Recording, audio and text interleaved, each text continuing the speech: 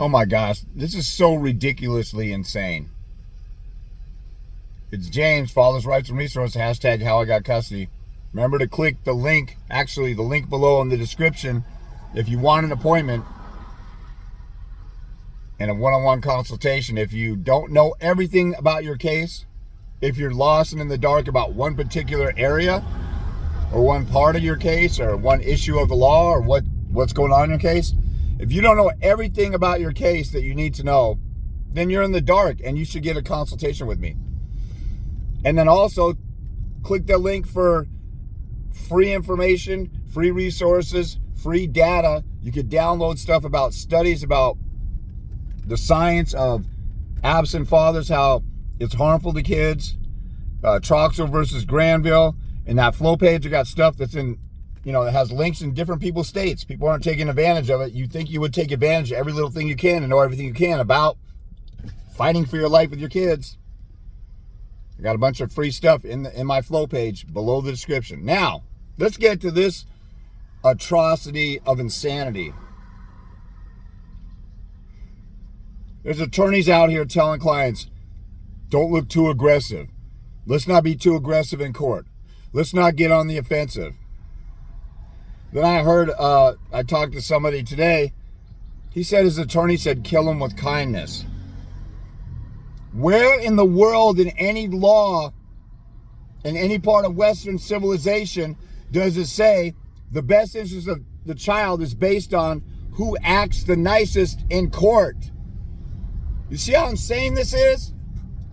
We're talking about which parent is a better custodial or suitable parent. We're dealing with alienation and withholding kids. And your attorney's priority is to kiss the guardian ad litem's butt as if the guardian ad litem is God of the courtroom or the jury themselves. Your attorney says don't attack the mother. Don't talk about how she's suicidal, threatened to blow everybody up. Don't talk about how she was a prostitute a few years ago before you met her. Don't talk about her new boyfriend who's a registered sex offender. Don't talk about her abusing weed. A lot of people say, this is where people don't pay attention. If you think twice, just pause and think twice about anything. You will most often be the smartest person in the room. So if you sat and thought, okay, my attorney says let's kill him kindness. Okay, why does me being kind to the guardian ad litem and kind to the judge help get me full custody and rescue my child from an alienating, psychotic, abusive mother? It doesn't. So why the hell are you doing it? Why are you holding back? See, think about this. Like in Washington law, like most laws have a provision. The court has to consider the best interest of the child. That includes, while doing that, the court must consider, when you read the law, look at every single word of the law. When it says must or shall, that's mandatory. You go into court and the court doesn't consider that and your lawyer's like, it's no big deal. It's mandatory. Read the law. Most of these lawyers are practicing law and ignoring the law. And they're saying, oh, let's do this. Let's kiss butt for everybody. And whoever kisses butt the most ends up winning. That's bull crap. All you're doing is bowing down to the slave masters who have you enslaved. And they're sitting there saying, oh, just obey the slave master that has you illegally in chains, supervised visitation, limited access to your kid. Just kiss everybody's butt and everything will be great. First question I would have for an attorney is, how many times does that help the dad get full custody of 50-50? Well, I don't know. Why are we doing it? Well, because you don't want to piss the judge off. Why not? I pissed some judges off. I pissed the judge off and got 5 days a week visitation.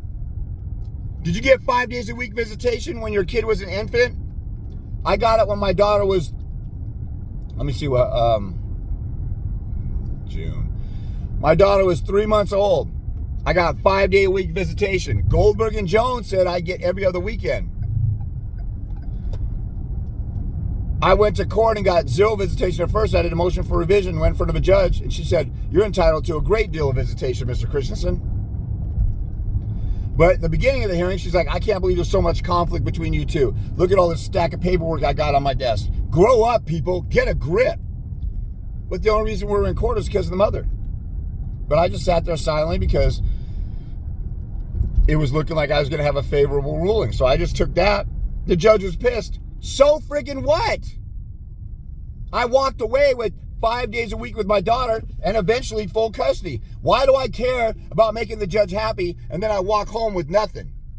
Your attorney is a stupid, moronic, airheaded, dumbed down, incompetent jackass, and they're following the culture of the court.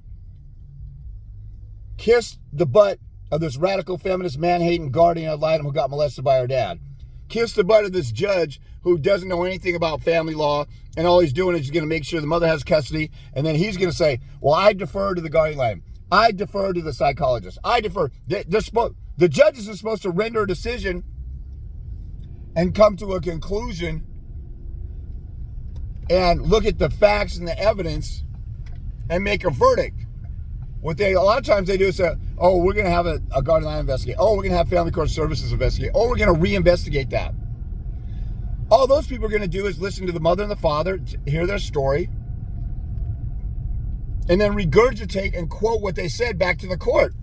Why do you need an extra person to say what I already said? Why can't you make a ruling and do your job? All they're doing is blowing it off, have somebody else do the work, and then your stupid, dumbed down, moronic, ballless, punk, biatch attorney says, let's not attack the guardian ad litem. Let's not get on the offensive. That'll look too aggressive. First of all, how does that prove what a good or bad parent you are if you aggressively advocate for yourself in court? Second of all, the cover to this video has a picture of Tom Cruise and Jack Nicholson from the movie A Few Good Men. That's the one where he said, you can't handle the truth. Tom Cruise was plowing into him and grilling him on the stand. You've seen Law and Order. You've seen other movies that have legal, that have trials and legal scenarios. Do you ever see an attorney tiptoeing across the courtroom and like, okay, let's not disturb anybody or anything. Let's be gentle and make everybody happy. No, the courtroom is a place for a competition. You're litigating, arguing, you have oral argument. You're allowed to confront your accusers in court. Confrontation. And your attorneys don't look too confrontational. You have a constitutional right to confront your accusers. What the hell are these guys even thinking of? How are you letting them tell you to stand down and not aggressively defend yourself? I got so many people, they go to court and they're being crucified and falsely accused. And you're supposed to just lay down and take it and be nice. Why? Why not call the liars liars and the mentally ill weirdos and the child abusers child abusers? If you look at the law in your state, one of the factors is emotional abuse of a child, psychological abuse of a child, the mental state of somebody, drugs and alcohol. Why wouldn't you go to court and talk about how this person's on drugs, mixing Xanax or pills with alcohol, verbally abusing the kids, withholding the kids, abusing use of conflict, emotionally playing games? Your attorney says, oh, no, don't say all that. That looks aggressive. Those are the pieces of evidence that make the person look bad, that help you win your case. These attorneys are so stupid. Why are you paying an attorney to tell you to not fight for yourself or not stand up for yourself, or paying an attorney $200 to $400 an hour to stand down and lay down and tell you, no, I don't want to fight for you? A guy I had said, you know, you can't make me cross this guardian ad litem. I'm working on my relationship with the guardian ad litem.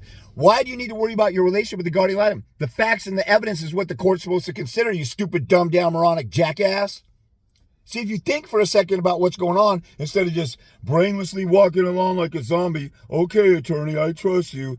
I spent $30,000 and I got 2 hours of supervised visitation. I could have walked into court by myself like this and got 2 hours of supervised visitation for free. But here I go. Here's another $10,000 for you to keep telling me to be a punk little sissy and then just take it up the rear. Come on, man. This is why people are better off representing themselves. They don't have to listen to that garbage. But even if you have an attorney, they're supposed to zealously advocate for you. Look at my video on attorneys, how I deal with the corrupt attorneys on YouTube. Know the rules of professional. Do you know the rules of professional conduct? Do you know the preamble to the rules of professional conduct? Do you know the code of judicial conduct? Do you know the statutes in your case or the factors for determining custody? Do you know the best case law in your state? If you're in Washington State, I got the best case law in my flow page down below. 90% of people I talk to on the phone or get consults with, I ask them if they've seen stuff on my flow page because they look at stuff and there's a shortcut and I don't have to worry about explaining stuff to them. 90% of them didn't even look at it. And I've talked about it and you don't seize. That tells me you're not resourceful. You don't care enough about your kid to go and look stuff up and figure stuff out and how to prepare. If I'm a football player and somebody says, hey, I got film of these trick plays that the other team makes, you might say, oh, that'll be too aggressive. That'll be cheating if I look at the public film that everybody could see. You'd be stupid not to look at that and get ready for their tricks if you're trying to win. But if you're a loser and you're trying to be soft and nice and gentle, then of course you're not going to take every advantage that's available to you. This is insane. This is literally insane. This is why I get so pissed. I had, when I did my video that you see over here a couple videos back, about automatically giving custody to dads because the deadbeats will hand over custody to the moms and then you'll solve everybody's problem and you don't need a welfare system or anything like that. Unless the dad's convicted of a crime, give custody to him because all the stats say that's where the child's better off. And if single motherhood has failed us for 60 years, why don't we try the other side? These women came out frothing at the mouth, demons manifesting everything, and then calling me, I got anger management problems and I hate women, all this other stuff. I'm up here. You're a child abuser if you can't stand up and speak out for kids. If you don't care about all this travesty that's going on in the court, don't present evidence. Don't talk about how abusive the other parent is. That'll look bad. If I'm a prosecutor prosecuting a pedophile, am I going to get up there and say, well, Your Honor, or gentlemen and, ladies and gentlemen of the jury, this guy used to invade the bubble of kids, and that's not nice. Or am I going to say this guy viciously violated young boys and girls and now these girls cannot have a child, broke their womb, and I describe how vicious they are because I want them to hear it. I want the judge to give the worst sentence possible. That's aggressively advocating for your client. That prosecutor, the client is the people or the state or the county, putting the bad guys away. And your child is better off with you. The other parent is an alienating, child abusing, manipulator, greedy whore who just wants money. And the children are suffering under her care. And the mom's got a boyfriend who is a sex offender. And your attorney's like, well, don't go with that. You look too aggressive. Where the hell did you get that from? The guy that came out of law school, their law firm said, don't get too aggressive and always kiss the butt of the judge. It doesn't say that anywhere in the law. The law says the court has to consider this, this, and this. In Washington, if you're found to be an abuser or you refuse to perform parenting functions, you abandon a kid, that's mandatory restrictions. So I'll go in there and say, this parent did this and that.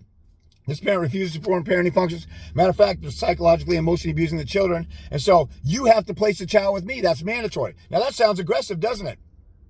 To a bunch of fruity, little, thin-skinned, limp-wristed, punk, sissy cowards who don't want to stand up for their clients. Or who want to go to court and have an easy day and not have to earn their $400 an hour. But if this is what the law says, you got to fight to prove the law. Just like prosecutor, I've got to prove this pedophile is a heinous, reprehensible human being. He doesn't tiptoe and dance around the tulips and dance around the issues. Why would you do that? It's insane.